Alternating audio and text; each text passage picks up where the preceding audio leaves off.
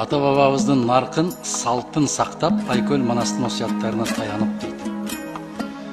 Бизден ата бабаларыбыздын наркы менен салтында кумар оюну бар беле. Ата бабаларыбыз кумардан пайда тапкыла деп айтты беле.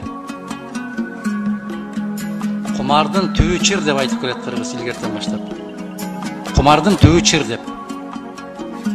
Мына биздин ата бабаларыбыздын наркы салты ушундай болгон. Акылбек мырза кайра айтып атасыз, Таиландда, Филиппинде, баланчыда 400 миллиондон пайда табат экен деп.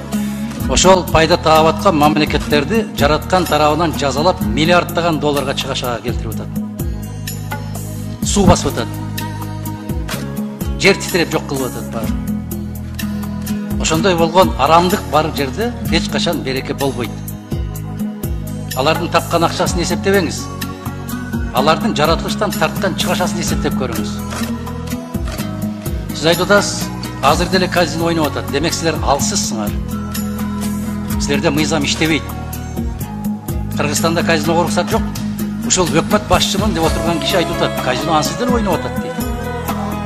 Тыйбайсыңар ойноп атса. Экинчиден, ар бир кесилишкен көчөлөрдү караңыз.